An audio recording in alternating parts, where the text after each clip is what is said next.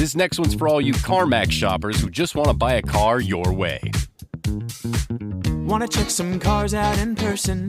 Wanna look some more from your house? Okay.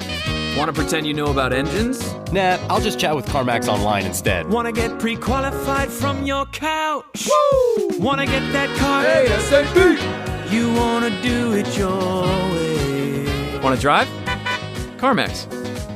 Well, the holidays have come and gone once again, but if you've forgotten to get that special someone in your life a gift, well, Mint Mobile is extending their holiday offer of half off unlimited wireless. So here's the idea. You get it now, you call it an early present for next year. What do you have to lose? Give it a try at mintmobile.com/switch. Limited time 50% off regular price for new customers. Upfront payment required. $45 for 3 months, $90 for 6 months, or $180 for 12-month plan. Taxes and fees extra. Speeds may slow after 50 gigabytes per month when network is busy. See terms. This is Optimal Finance Daily Trading Games by Nick Maggiulli of dollarsandData.com. This week, the SEC filed suit against 8 financial influencers from Atlas Trading, an online stock picking community, for manipulating their social media followers into buying and selling stocks for their own personal gain. The suit explains how their scheme worked. Quote, they identify stocks ripe for manipulation, acquire substantial positions in these securities, and then recommend those stocks as good investments to their followers on Twitter, in online stock trading forums they run, and on podcasts. They encourage their followers to purchase the selected stocks, often claiming that they likewise have bought or intend to buy these stocks for themselves and hold them. Instead, the defendants sell their shares into the demand that their deceptive promotions generate, end quote. Since January 2020, the influencers earned approximately $100 million from their illicit trading activities, making it one of the largest pump and dump schemes in American history. Alex Good wrote an incredible thread providing details on exactly what these influencers did and why you should avoid these kinds of behaviors. He concluded, quote, A, don't use followers as exit liquidity. B, don't collude or provide early signals to friends. C, don't discuss the materiality of your statements to price action privately or publicly. D, don't flex or entice others to do your trades. E, don't lie, end quote. If I could, I'd add don't get cocky to the list as well, because in light of the lawsuit, every brash thing these guys ever said is coming back to haunt them. In particular, Zach Morris, the ringleader at Atlas Trading, had quite a few tweets that made him look very bad in retrospect. He frequently joked about getting caught by the SEC. And he even tweeted, quote, the movie will be sweet, end quote, in reference to the lawsuit filed against him. Morris has since deleted the tweet. I'm guessing he didn't like the ending to the movie. Jokes aside, this behavior doesn't really surprise me, because the kind of people that make tens of millions of dollars by lying to their followers are the same kind of people that think they can't outwit the SEC. It's almost true by definition. Think about it. If you're making millions of dollars in such a short period through trading, you're either 1, insanely lucky, or 2, willing to take extreme actions, such as breaking the law, borrowing heavily, etc., to get there.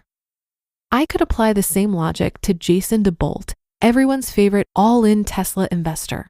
100% of his portfolio is in Tesla stock. Of course, what Jason is doing isn't illegal, but it's similarly extreme. Last week, DeBolt tweeted that he was down $11 million on his Tesla position, and he was considering selling his house to buy more Tesla shares. Well, guess what? This week, he announced that he's following through. DeBolt will soon be without a home, but will have many more Tesla shares as a result. If you recall, I wrote about DeBolt back in January of 2021, when I pleaded with him to sell some of his Tesla shares and take some money off the table.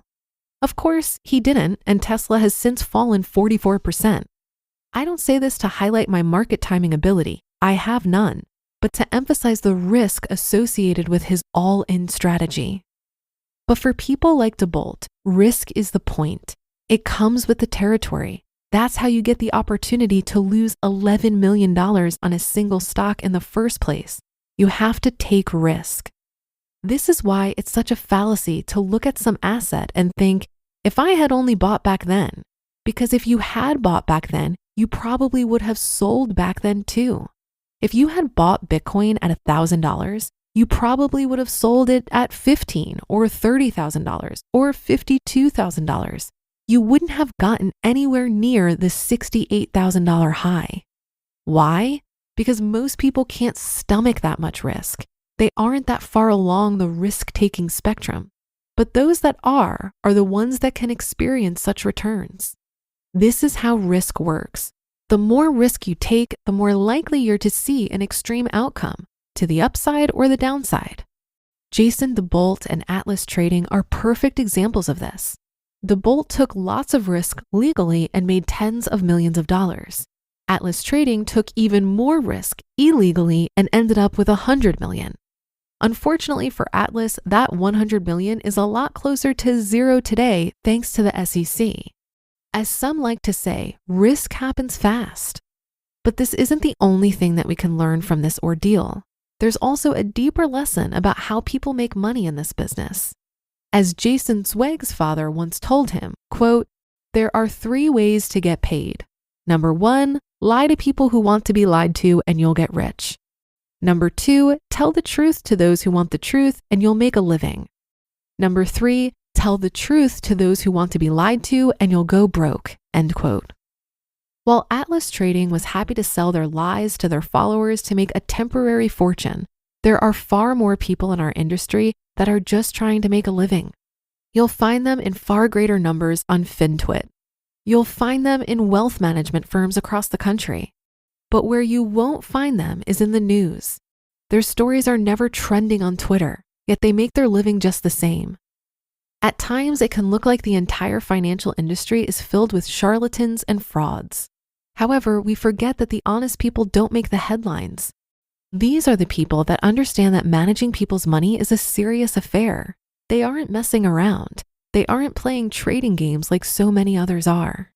Because they understand something that the members of Atlas never could. In the game of trading, the only winning move is not to play. You just listened to the post titled Trading Games by Nick Maggiulli of $dollarsandData.com. When you're ready to start your business, Northwest Registered Agent gives you access to thousands of free guides, tools, and legal forms. Everything you need to launch and protect your business in one place. Northwest Registered Agent has been helping small business owners and entrepreneurs launch and grow businesses for nearly 30 years. They're the largest registered agent and LLC service in the U.S., with over 1,500 corporate guides, real people who know your local laws and can help you in your business every step of the way. Plus, with Northwest, privacy is automatic. They never sell your data and handle all services in-house because privacy by default is their pledge to customers. Don't wait. Protect your privacy, build your brand, and get your complete business identity in just 10 clicks and 10 minutes. Visit northwestregisteredagent.com/OFD-free and start building something amazing. Get more with Northwest Registered Agent at northwestregisteredagent.com/OFD-free. So, you're about to make a trade based on a friend's text. But which you do you listen to? Is it, we could buy a house in Tulum? Get optioning those options. We could lose everything. Or, let's do a little research. Get your head in the trade and make the investment decision that's right for you. Learn more at finra.org/trade-smart.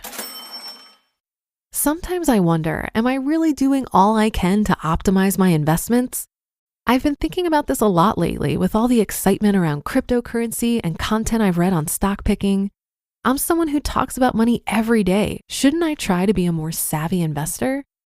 When I get into these thought loops, I inevitably turn to friends who are much more knowledgeable about investing, and the answer is always the same. The likelihood that you're going to beat the market over the long run is slim to none, so why bother?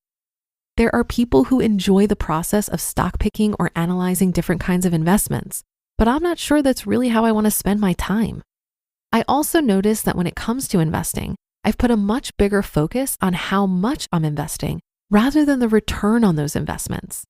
Think of it this way. Let's say there's a super savvy investor who hits big with a 50% return on his $100 investment.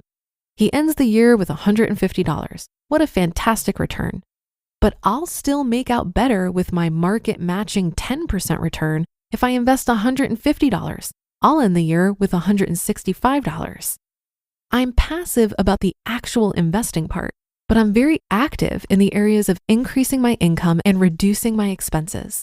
This is the aspect of money management that I have the most control over, so I feel that it's worth the majority of my time. I also think keeping things simple makes my strategy more sustainable, as it allows me to be consistent. I focus on fully funding retirement vehicles and keeping a healthy emergency/opportunity fund. It may not sound as sexy as stock picking, but it's guaranteed to help me reach my long-term financial goals. And that will do it for today. Have a great day and start to your weekend. Thank you for listening, and I'll be back here tomorrow where your optimal life awaits.